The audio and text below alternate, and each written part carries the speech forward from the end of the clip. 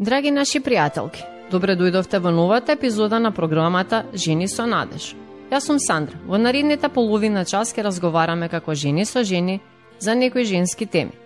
Во оваа епизода, една со друга ќе ги споделиме нашите радости и солзи, предизвици и успеси и најважно од се, во секоја епизода ќе се потсетиме колку сме вредни и важни, скапоцени и сакани во Божите очи. Поздрав и од мене. Јас сум Нена и заедно со Сандра ќе бидам ваша водителка во епизодите од овој циклус на нашата програма Жени со надеж. Ќе се обидеме да размислуваме, разјасниме и заедно да дојдеме до некои важни заклучоци кога станува збор за теми што често не мачат или за кои не се чувствуваме пријатно да зборуваме отворено со кого било. Во претходната епизода ја започнавме темата за стерилитетот. Научивме што е стерилитетот, кои се ризичните фактори кај мажите и жените кои влијаат да се појавува, но и како Светото писмо зборува за овој проблем. Денес ја продолжуваме темата, разгледувајќи и други аспекти и фактори, како и други примери што можеме да ги најдеме во Светото писмо, кои се однесуваат токму на овој проблем. Токму така. А за да се опуштиме и да го насочиме вниманието кон се што не очекува во денешната емисија, предлагам најпрво да слушнеме малку добра музика.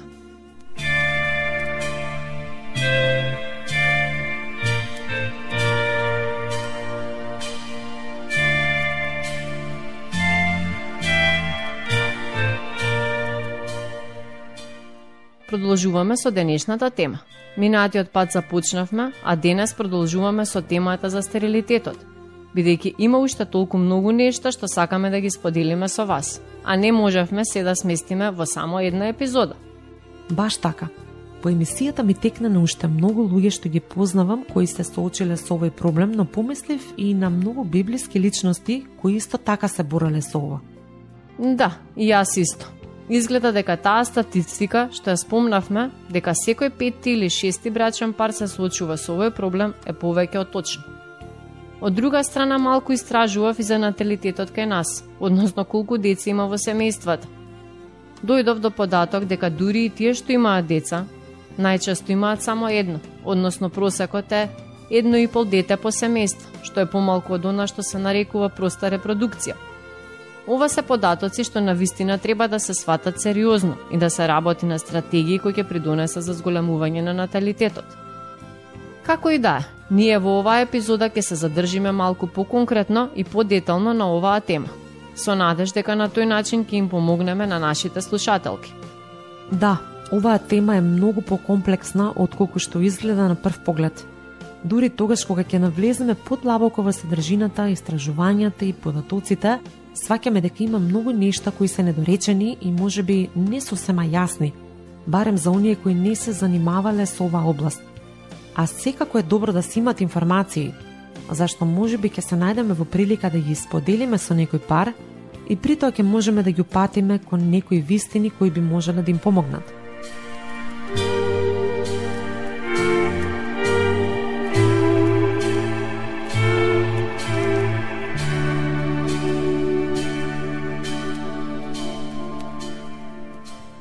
Со нас е нашата гостинка, која е психолог и која ќе ни помогне подетално и научно да го разгледаме поимот стерилитет и ефектите што тој може да ги има врз луѓето, а особено врз жените кои се соочуваат со овој предизвик.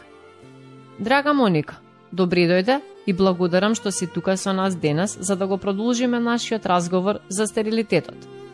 Ви благодарам за поканата и драго ми е што можам некако да помогнам. Минатиот пат зборувавме за дефиницијата на поимите стерилитет и неплодност, за ризичните фактори кај мажите и жените, за дебелината како значаен фактор за двата пола и слично, но она што не успеавме да го споменеме се ризичните фактори од психолошки аспект, кои може да влијаат на два начини. Првиот начин е кога психичките состојби и стресот самите по себе придонесуваат за потешкоти при забременување. А вториот начин е кога самото сознание дека некој е стерилен предизвикува психолошки проблеми, како што се анксиозност, депресија и чувство на вина или пониска самодоверба. Најпрво би се задржала на психолошките фактори кои можат да влијаат на стерилитетот кај жените. Имено, жените денес се повеќе се насочуваат кон кариера, се образуваат подолго време и со тоа свесно или несвесно го одложуваат времето кога би можеле да забременат. Кога ќе почнат да се соочуваат со тешкоти околу зачнувањето, тогаш се јавуваат нови проблеми и психички состојби. Начинот на кој жената реагира на неплодност зависи од незините лични особини. Приспособување, очекување од општеството, поддршка од околината, знаење на репродуктивните процеси и однос кон лекарите кои се вклучени во терапијата. Појавата на паника, безпомошност и чувство на загубена контрола можат сериозно да нарушат самодовербата, чувството на здравје и личниот интегритет. Кај парот се појавуваат комплекси. Се јавува губење на самодовербата и приватноста. Брачниот пар, а особено жената, чувствува срам, ранливост и губење на интимноста во процесот на медицински прегледи, советувања и третмани. Губењето на интимноста и приватноста доведува и до губење на спонтаноста, што создава голем психолошки притисок, а со тоа уште повеќе се намалуваат шансите за природно зачнување. Паровите дури почнуваат да се оддалечуваат еден од друг, бидејќи интимните моменти стануваат рутина, водена од медицински пресметки, наблюдувања и извештаи, па се губи она што е суштината на интимноста и спонтаноста во брачните односи. Исто така, ако жената претходно се соочила со анорексија, постои голема веројатност дека ќе има потешкоти со зачнување, бидејќи таа не се чувствува подготвена да носи бременост, да роди дете, да го дои и да се грижи за него. Доколку ако имало губење на блиски личности во семејството или други големи стресови и трауми, постои опасност сето тоа да се одрази врз репродуктивната способност. Станува збор за така наречен психоген стерилитет, кој е тешко научно да се докаже, но сепак постојат хипотези и истражувања кои одат во прилог на таа поврзаност. Дали тогаш може да се направи некаква поделба или структура на тие психолошки фактори кои влијат врз стерилитетот кај жените? Да. Постои една поделба која може да ни помогне полесно да ги разбереме овие фактори. Како прво, влијанието на некоја траума, стрес или загуба може да доведе до престанок на овулацијата или до нарушување на менструалниот циклус. Тоа е еден од најчестите и најлесно објаснивите начини на кои психата влијае врз плодноста.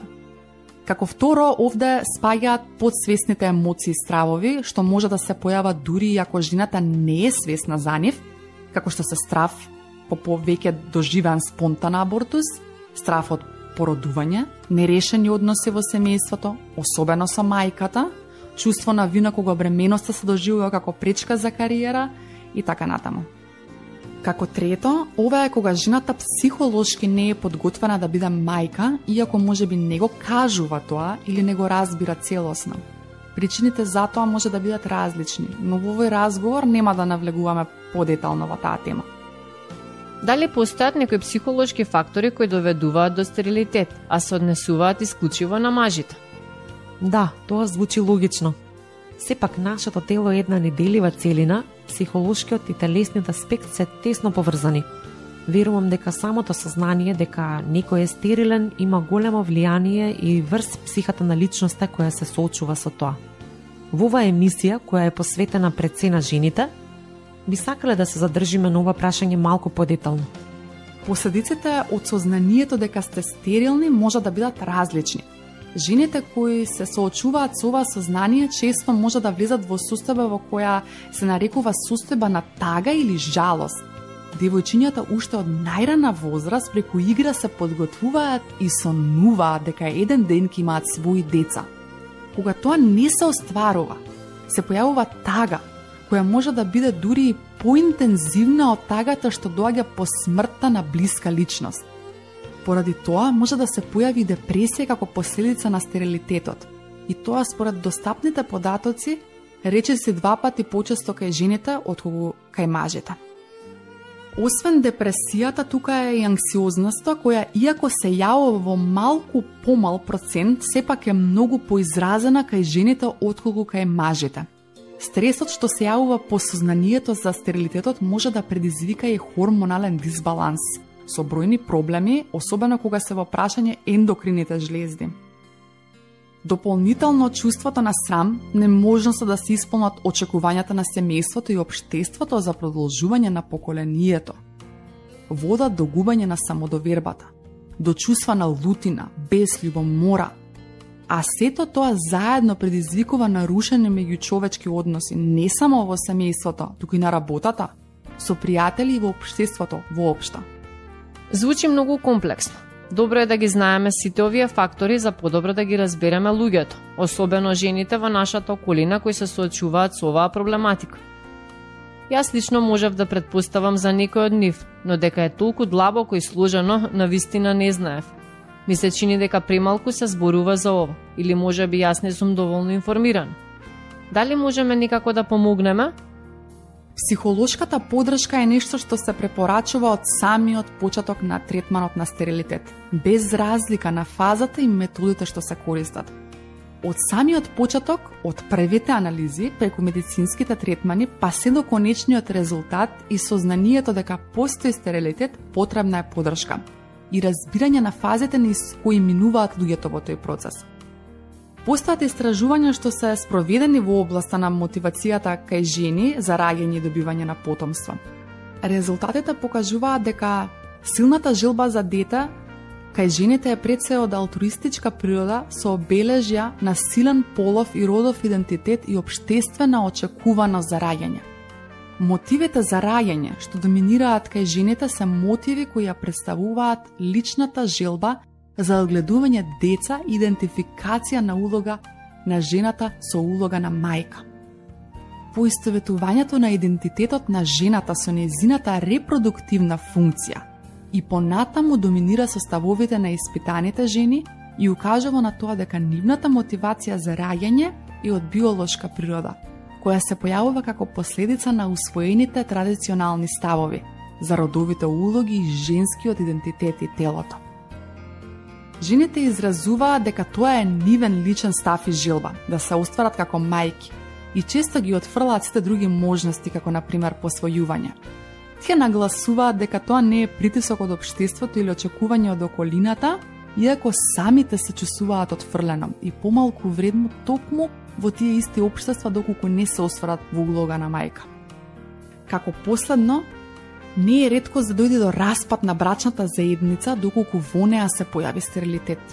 Тоа е дополнителен притисок и наметната одговорност, особено за жените кои во најголем дел од случаевите ја преземаат врз себе вината за тоа што немаат биолошки потомци. Традиционалните ставови тивко ја прифаќаат таа вина, па дури и разводот, правдајќи ги со потребата и желбата на секоја индивидуа да се оствари како родител.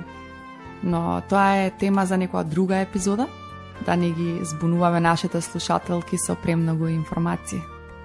Мене ми се чини дека доволно го разработивме овој аспект на стерилитетот за информирање на нашите слушателки.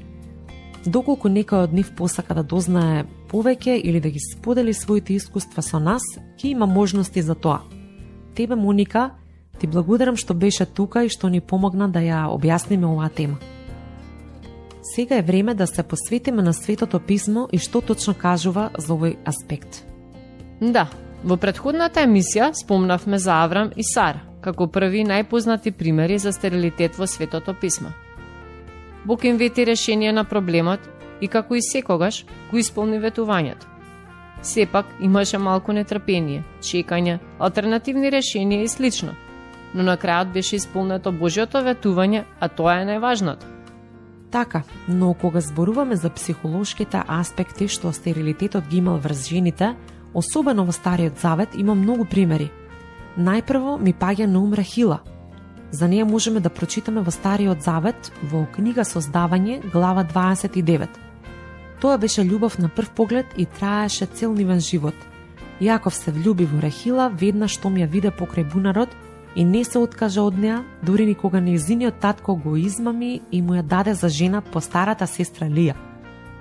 Во Создавање, глава 29, стихови 30-31 пишува: Тогаш Јаков влезе кај Рахила, и Рахила повеќе ја засака отколку Лија. И така му служеше на Лаван уште други 7 години. Кога виде Господ дека Лија не е сакана и ја отвори утробата незина, а Рахила остана неплодна. Како што можевме да претпоставиме, нашиот стерилитет или плодност е во Божји раце, како и целиот наш живот. Со оглед на тоа што Јаков ја сакаше Рахила, а не ја сакаше Лија, која му беше измамнички дадена за жена, Бог најде некаква рамнотежа да ни таа не биде сосема одбиена во бракот, туку да се оствари како мајка. Како што слушнавме и од Моника денес, улогата на жената тогаш беше да биде мајка, да ги воспитува децата и да го управува домаќинството. Овие жени за кои зборуваме има и своји слуги, што значи дека не мораа сами да ги работат најтешките работи, но улогата на мајката сигурно беше нешто што се подразбираше. Лија беше жртва на интригата на својот татко. Стана жена на Јаков, иако беше свесна дека тој не ја сака. Сепак, Бог ја благослови со потомство. Читаме во Создавање 29, стихови 32 до 35. 32. Лија зачна и роди син и го нарече Рувим, велејки: Господ милостиво погледна на мојата несреќа, сега ќе ме засака мажот мој. 33. И пак зачна и роди син, па рече: Господ чуд дека не сум сакана, па ми го даде и овој, и го нарече Симеон. 34. И одново зачна, пак роди син и рече: Сега веќе ќе ми се наклони мажот мој. Оти му родив 3 сина, затоа му стави име Левиј. 35. А кога пак зачна и роди син, рече: Сега ќе го славам Господа, затоа го нарече Јуда и престана да раѓа. Верувам дека тоа било ужасно чувство за неа како жена, обидувајќи се да ја придобие љубовта на мажот преку раѓање деца. Што мислиш, дали и денес се случува такво нешто?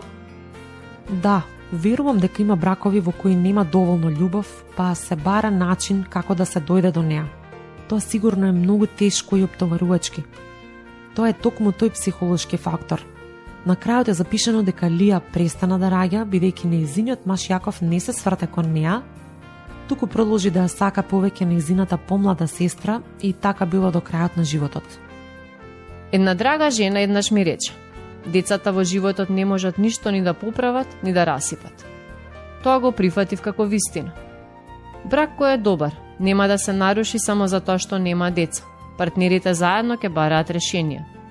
Од друга страна, ако бракот е лош, раѓањето од деца нема да го поправи, туку само ќе дојдат деца кои ќе растат во таков брак. Ние сме полни со предрасуди и своји решенија. Не му дозволуваме на Бог да го реши проблемот. Туку мислиме дека сме доволно паметни и мокни сами да го направиме тоа. Така размислуваше и Рахила. Еве го продолжението на приказната за неа. Глава 30, стихови од 1 до 3. 1. Рахила, гледајќи дека не му раѓа деца на Јаков, и позавиде на сестрата своја, па му рече на Јаков: Дај ми деца, ако не јас ќе умрам. 2.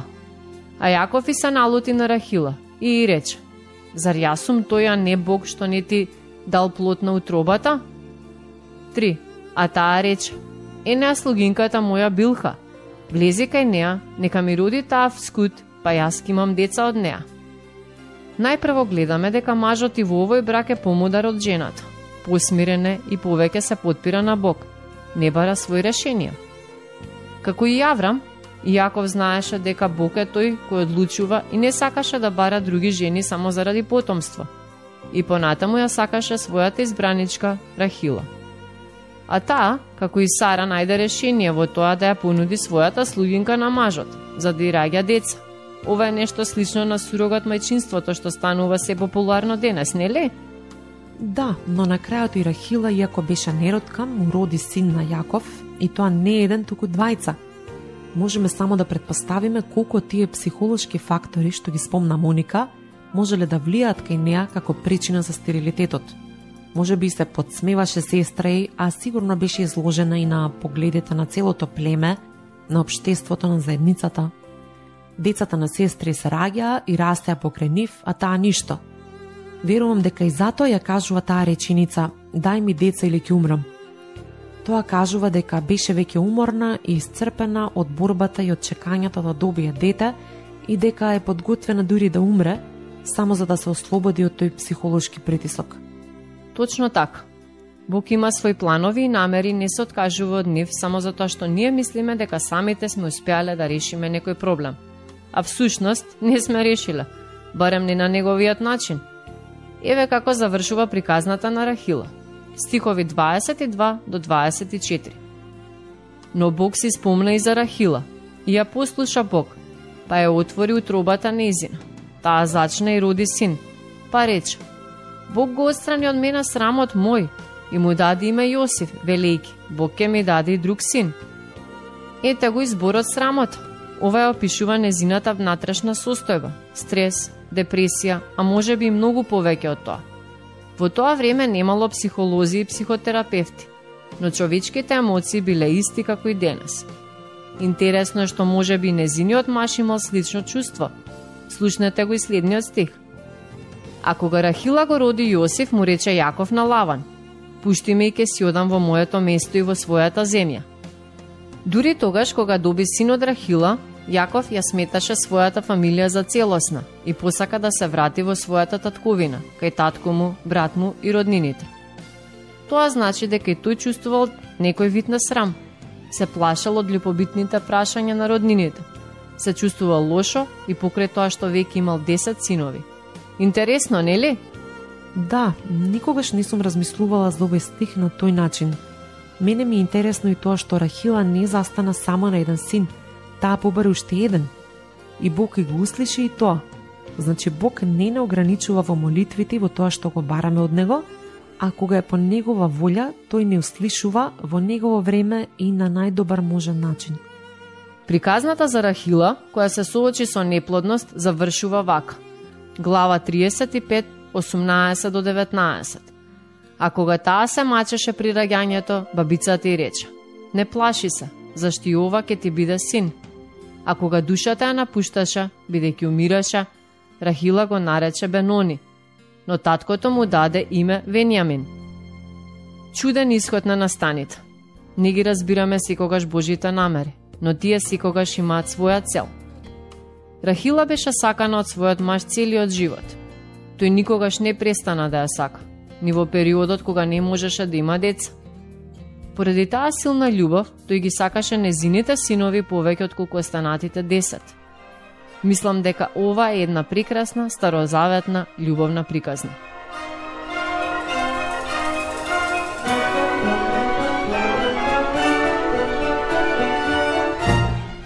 Заклучокот е дека треба да бидеме информирани за сите аспекти на неплодноста, но и отворени за промена на некои ставови, работа на себе и пронаоѓање нови решенија. Во некоја од следните епизоди ќе зборуваме за неплодноста како основа за посвојување или згрижување на деца. Бог понекогаш ни дава и деца кои се веќе родени за да бидат наши. А вам, драги слушателки, ви порачуваме, истражувајте го Светото писмо. Има уште многу примери што зборуваат на оваа тема и што имаат среќни завршетоци. И вашата приказна може да биде токму таква. Тоа е Божја одлука и награда за нашата послушност и отвореност. Слободно пишете ни, споделете ги вашите размислувања, да истражиме заедно некои можности, да побараме конкретни одговори за прашањата што токму вас ве мачат.